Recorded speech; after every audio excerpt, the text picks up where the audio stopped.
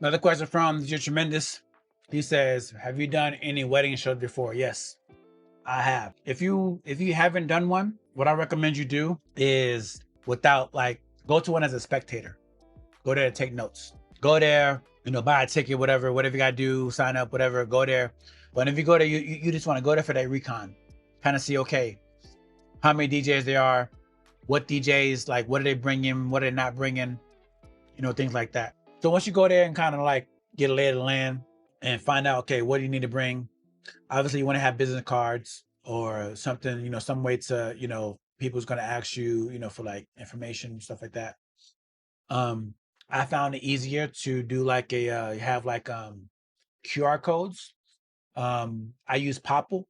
Popple is like it's like you hit a QR code and then it has all your links there. Um, but you can on the Popple there's also a link for them to schedule a meeting with you. All right, because what's going to happen is once you get there to the broader show, and so the way I set mine up is I had my setup. I didn't bring any speakers. I just had just turntables there, and then what I did was I had business cards. I did some giveaways.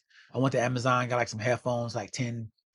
Got like little cheap headphones. So I was doing raffles. The way you can do raffles is when people sign up or when people come to your booth, you can have them fill out something or make it all online, or do something like, hey, I just commented, I just did a post or a story, comment on it. And then you can do like a random generator that can pick people from the comments. You can do that, all that, online for free. And you can announce the winner. And the way I did it is whenever they do sign up or whenever they do like comment on that post or whatever you have for them, you can just say, you can tag them. So that way, if they're still in the broader show, they can come back and get their headphones. I had my iPad. My iPad had my schedule, so it had like all the places, all the dates that I had available. Because when people come up to you, first they're going to ask you is, "Are you available for this date?" Or this is what you want to know. You want to find out, okay, when is your wedding date? And then you're gonna look at you're gonna have your iPad up at your calendar. Okay, I have the date available. Then you can start. Then the next question is, well, how much do you charge? How much is it for this package? This is where you have the QR code. They can scan the QR code, or you can make flyers to give to them with the packages. Most people did not really make a decision right then. Some people are, but at least what you want to do is try to push to get them to the meeting. All right, come up. What's your date? Okay, I have the date available. What does your package look like? You have them the brochure, or tell me what your packages range from. All right, and then they don't have to decide on the package right then. Really, all you have to do is just say, hey, well, let's schedule a Zoom meeting so that way I can talk to you about the packages and kind of see what package is right for you. But I'm letting you know of all the things that you need to have set up. So you need to have a QR code set up. You need to have, your all your dates and your, like your calendar and all that stuff set up in one spot, because you're gonna need the quick reference, like when are you available, when you're not available, right?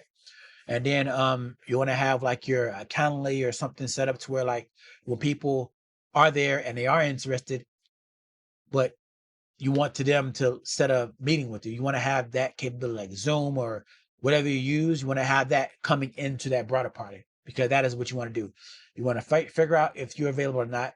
All right. They want to leave with pricing. And also too, you want to have them leave with a date for a meeting minimum. And then after your broader party, I mean your broader show is pretty much is revolves around that. That's the way I did it. So that's the way I think it's more streamlined. And there's gonna be a bunch of people coming through. So you want to have it streamlined, because you don't want to be talking to someone and then someone like behind them is wanting the same information. So this is why you want to have it kind of streamlined. Have a QR code. They could probably overhear you. Oh, let me see that QR code. Let me, scan it. And a QR code you can have set up all over your booth. What I did is I got these banners set up, and I had two banners. One banner was set up beside me, and a small little skinny banner was set up as people walk through, double-sided. So that way, no matter if they're coming or going, they can see the QR code, scan, and go from there. So that's pretty much it. So this is what I would do for a broader show. Um, and that is how I would go into a broader show. But broader shows, you put in what you get out. Well, you get out what you put in. So all those things you want to have set up, and then hopefully that you can leave with, booking. And really, whenever you go into a bridal show, you're really looking at trying to get just your money back. All right. So whatever the bridal show cost, I think the one here in Tucson, it was like $600 or $700. So as long as I booked one, I was good. So that's it.